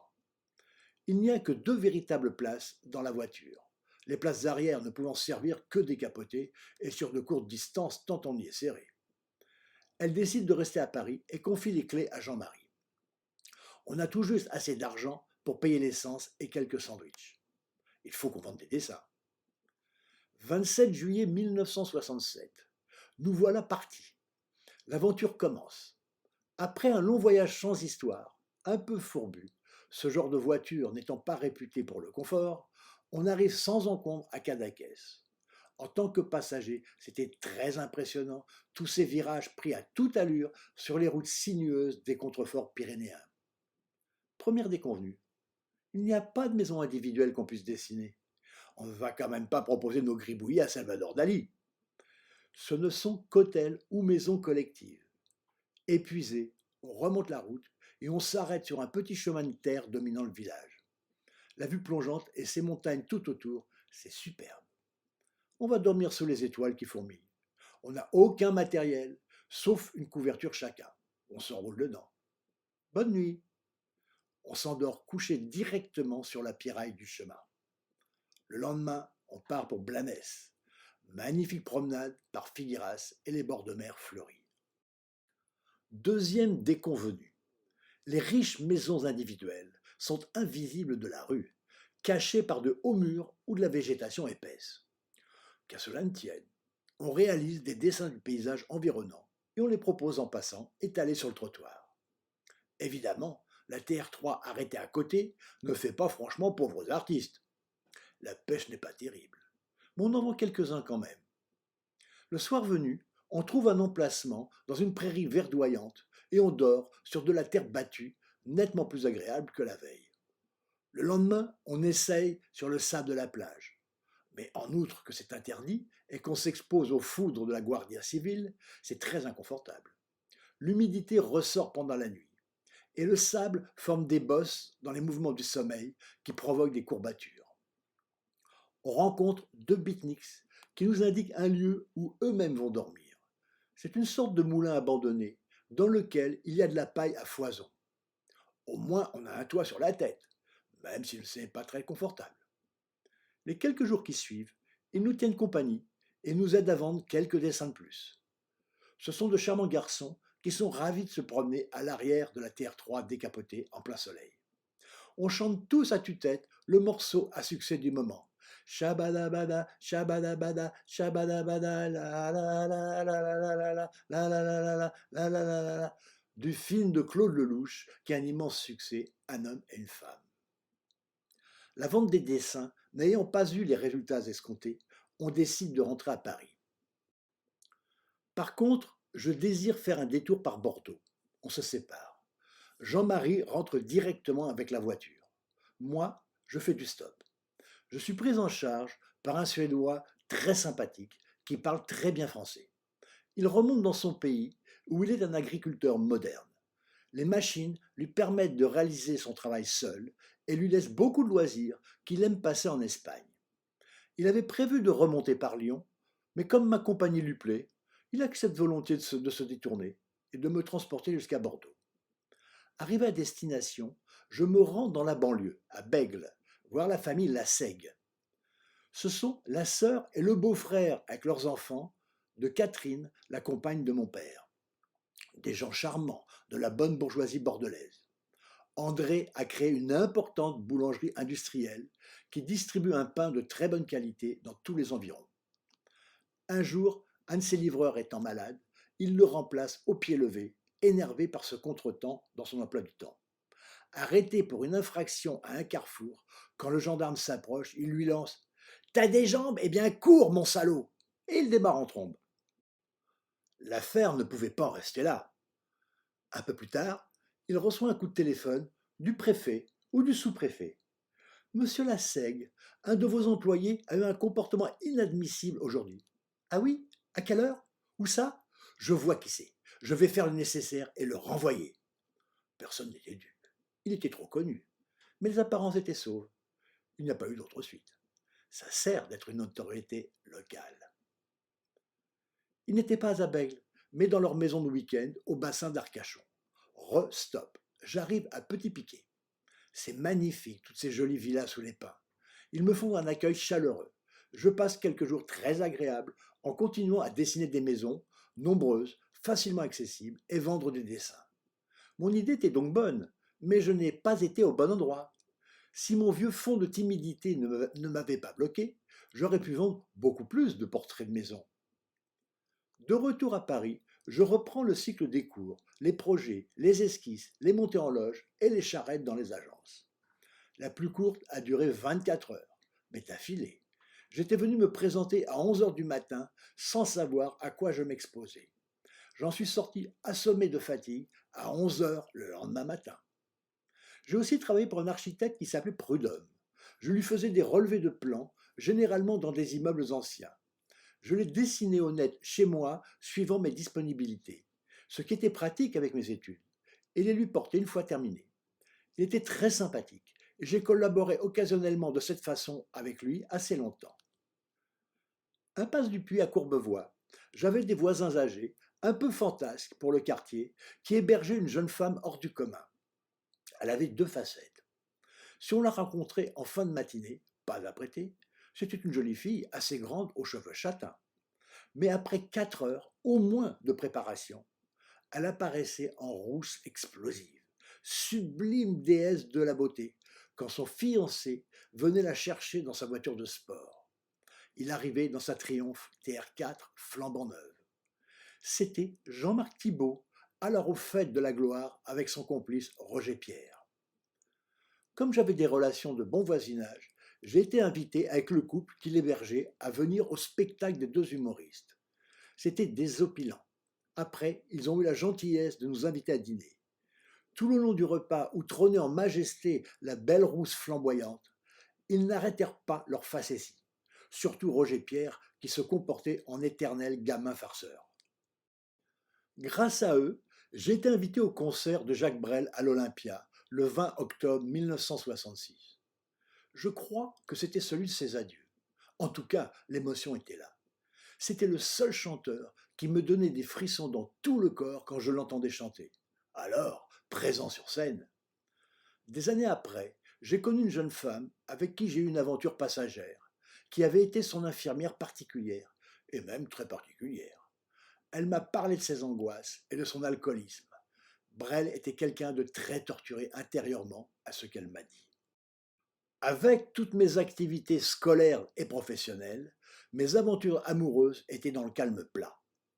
Un soir, je vais prendre un verre avec les copains qui partageaient la maison avec moi, dans un drugstore ouvert depuis peu, quartier Bellini à Puteaux, début du quartier de la Défense. J'y rencontre une fille sympathique, un peu boulotte, mignonne, mais pas spectaculaire. On se plaît et on commence une liaison très copain-copain. On ne parle pas d'amour, mais tout se passe bien sur tous les plans, sans jamais aucune tension. Longtemps après, on continuera de se voir de loin en loin, amicalement, même quand elle se mariera et changera de nom de famille. Un jour, elle me présente Francisco, un Espagnol grand décorateur d'intérieur qui traverse une mauvaise passe. Sa Jaguar est immobilisée avec des scellés. Alors qu'il roulait trop vite sur la route, un gendarme a surgi à sa hauteur sur sa gauche. Surpris, il a donné un coup de volant à droite. Hélas, un autre motard l'a encadré et il l'a renversé. Sous le choc, il s'est rabattu sur la gauche et a renversé le deuxième motard. Il nous a montré sa voiture dans le parking de l'immeuble de grand standing où se trouvaient ses bureaux, qui étaient aussi sous-scellés depuis cet accident.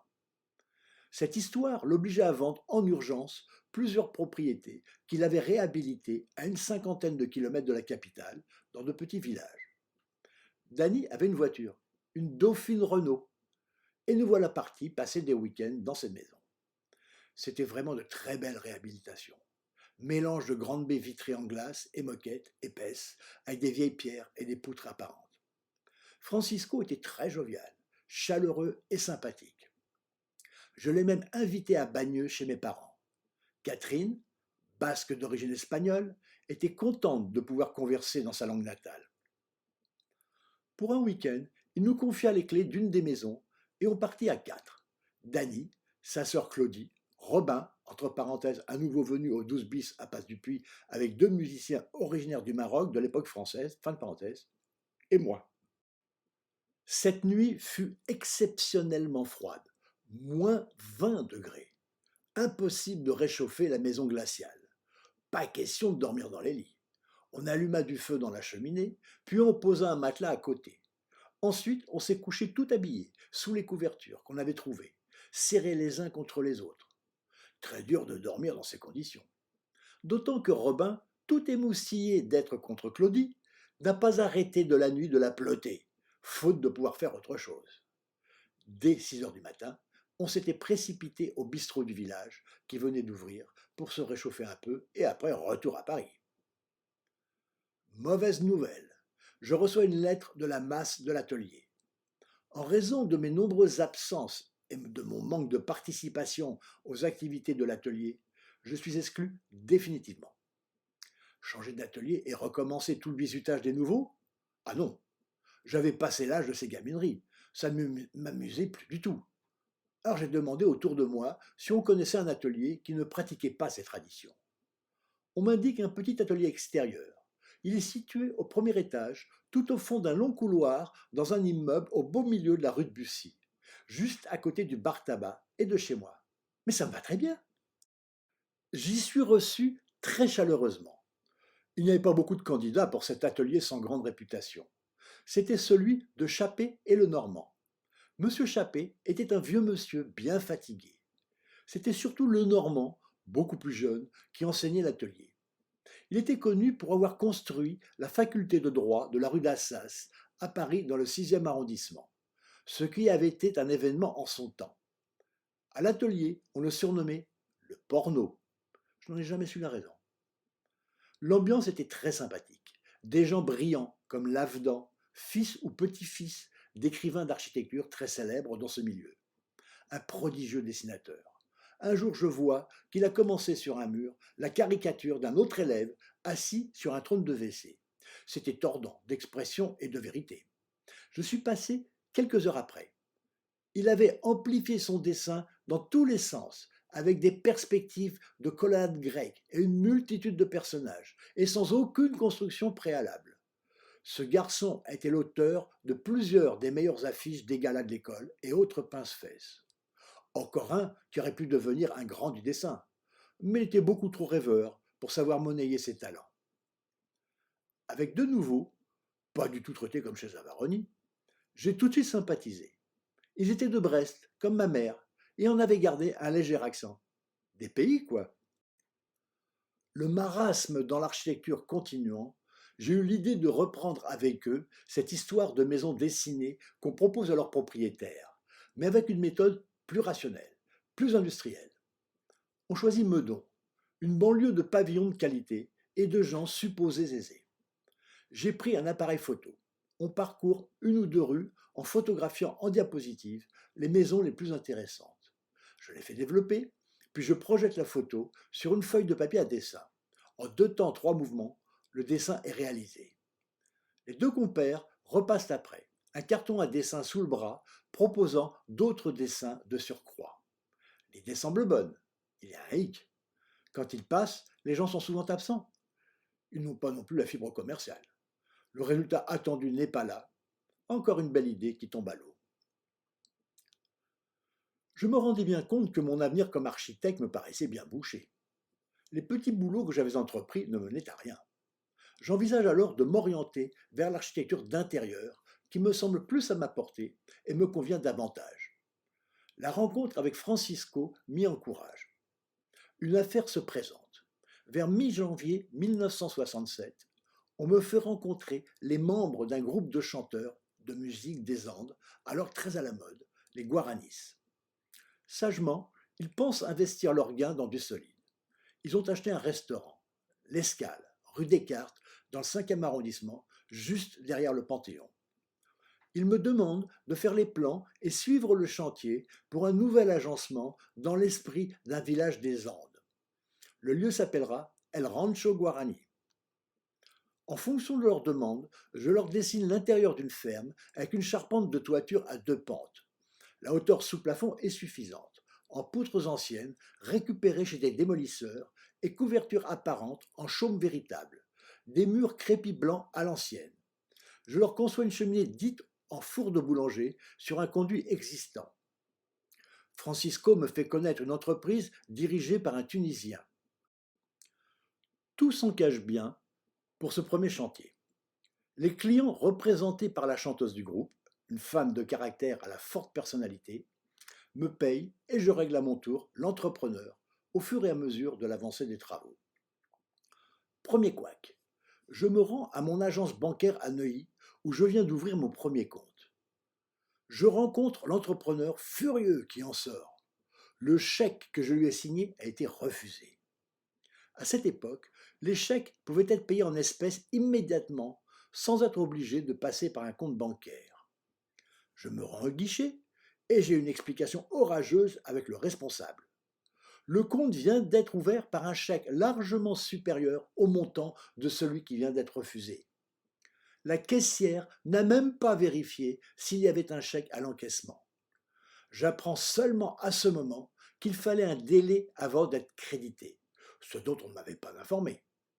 L'affaire se règle sur l'heure. Pourtant, de nombreuses années après, en voulant ouvrir un compte dans une autre banque, on m'avise que je suis inscrit à la Banque de France pour ce chèque sans provision qui n'était pas sans provision. Ah, les banques! Le chantier avance bien. J'y passe de temps en temps, surveiller l'avancement des travaux. Danny a la gentillesse de me prêter sa voiture pour rechercher les divers matériaux. Quand j'avais une quinzaine d'années et que je sillonnais la banlieue parisienne en Solex pour livraison paternelle, je rêvais de mobylettes plus nerveuses, plus rapides.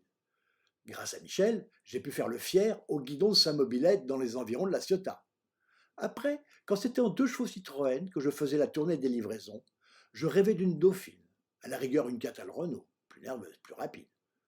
Grâce à Dany, mon souhait est exaucé.